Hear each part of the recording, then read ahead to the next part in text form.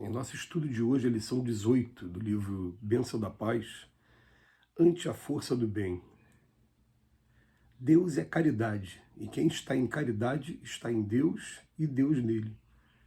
Primeira Epístola de João, capítulo 4, versículo 16. Muitos acreditam simplesmente na força e agem sob o domínio da imposição. A força, no entanto, comanda apenas coisas e corpos, e tudo o que ela faça em matéria de condução ou vivência depende de mais força para continuar. No reino da alma, somente o amor, fonte da vida, consegue estabelecer verdadeiro apoio ao equilíbrio e à governança. A força não resolve um cálculo aritmético nem compõe leve trecho de melodia. Entretanto, pelo amor ao estudo, o homem prevê a movimentação das estrelas e, pelo amor à arte, produz a sinfonia que tange os sentimentos da multidão. Em qualquer departamento da vida, é necessário amar para entender e construir. Se forçamos a posse disto ou daquilo, tão somente reteremos a sombra ou a casca daquilo ou disto. Porquanto escoada a energia que mantém o processo de violência, perdemos de imediato o domínio da posição que intentamos assegurar. A força tiraniza, o amor reina. Deus é caridade, afirma o Evangelho. Consequentemente, Deus está no bem verdadeiro, que é mais propriamente o bem de todos. Auxiliando, compreendemos. Dando, possuímos. Quanto mais baixo nas esferas da natureza, mais intensamente se mostra o bem da força. E quanto mais alto nos planos do espírito, mais pura se revela a força do bem. A verdade é que Emmanuel hoje pega um texto que está na primeira epístola de João, falando sobre caridade. E junto com a caridade, ele vem trazer uma comparação de que nós somos constrangidos aqui na Terra, muitas das vezes, pela força. E essa força, no primeiro momento, ela acaba sendo necessária ao espírito que ainda está próximo da infância espiritual mesmo, da maturidade espiritual mesmo. Não estou falando da infância do corpo físico, não. Porque quanto mais próximo da infância, mais disciplina o espírito precisa. Então, por isso que vai ser normal, natural, a gente ver assim, quanto mais desprovido de moralidade, quanto mais desprovido do sentimento, do amor, o que acontece? Mais violento acaba sendo o espírito.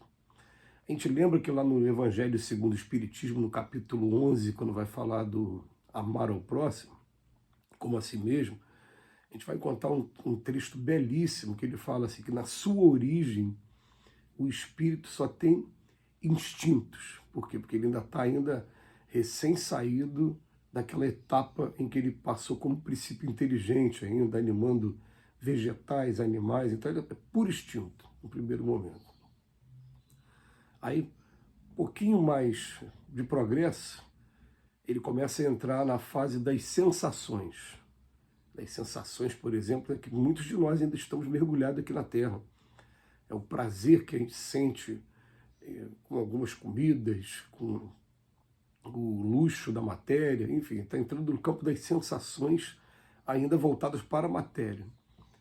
Aí, num terceiro momento, a gente começa a entrar no campo do sentimento. É o que está acontecendo com muitos de nós aqui na Terra. Nós estamos estagiando entre a sensação e o sentimento. A gente vai encontrar algumas pessoas ainda que parece que elas estão agindo puramente instintivo, mas para estar aqui na Terra já começou a desenvolver alguma coisa da sensação já. Já saiu do instinto, né, veio para a sensação. Essa fase que é puramente instinto está nos mundos primitivos, não está aqui em mundos como o nosso, não, né, de expiações e provas.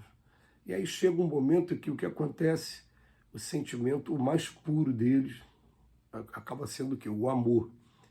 E a gente tem dificuldade de definir o amor, e para quem tiver dificuldade, a definição mais completa que a gente vai encontrar está nas Escrituras mesmo. Está escrito por Paulo de Tarso na primeira epístola aos Coríntios. Ele fala ali, o amor tudo suporta, tudo espera, é paciente, é benigno. Ele faz uma definição ali maravilhosa. É bom só a gente lembrar sempre que alguns companheiros, às vezes, encontram com a gente e falam assim, é espírita, sou. Mas por que o Espiritismo trocou a palavra amor por caridade?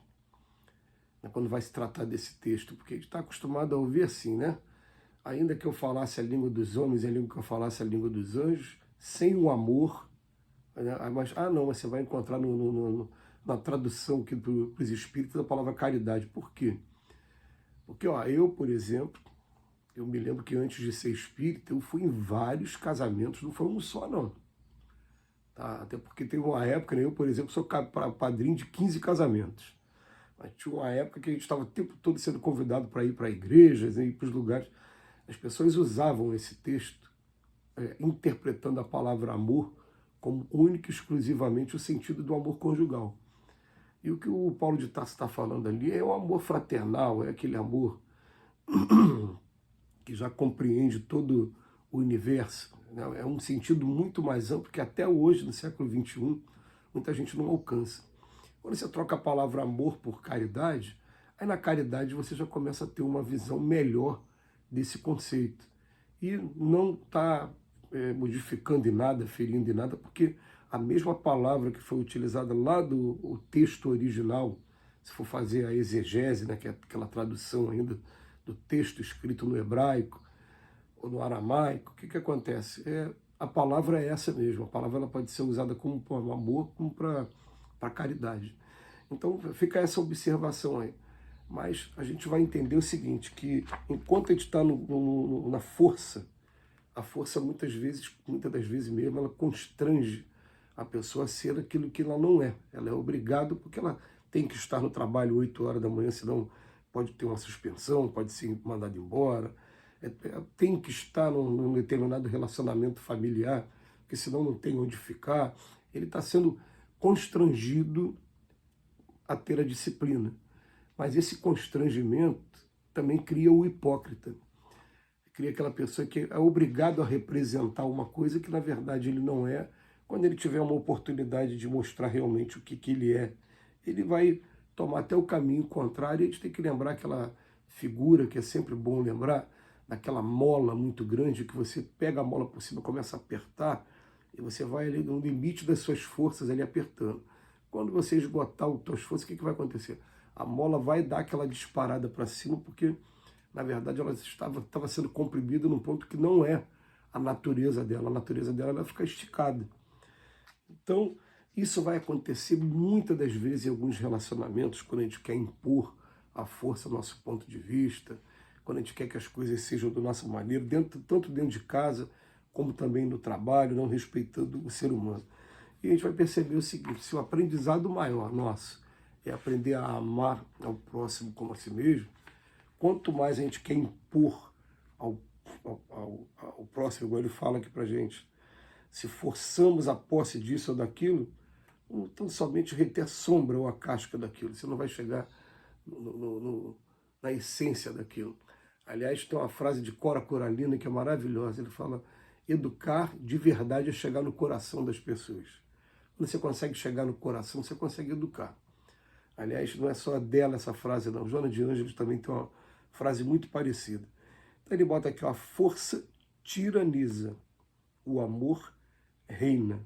Você vê que a força em todos os ambientes, sejam nesses ambientes trevosos aí do plano espiritual ou nos ambientes umbralinos, aqui também da crosta para cima, ou entrando aqui na vida material, esses ambientes de crime organizado, esses ambientes em que você vai encontrar o tráfico de drogas, você vai ver que as pessoas estão ali o tempo todo pela força, e a força tiraniza. Agora, o amor de verdade, ele reina. A força está sendo disputada o tempo todo, o poder está sendo disputado o tempo todo, e infelizmente, muitas dessas pessoas que vivem nesse meio acabam não tendo vida longa. Né? E ele termina aqui dizendo para a gente, ó, Deus é caridade. Quanto mais a gente aprende a amar as pessoas e participar do coração mesmo, do sentimento das pessoas, mais a gente sai dessa casca e entra na essência e tem acesso a tudo que importa de verdade. Que Jesus nos ilumine hoje e sempre.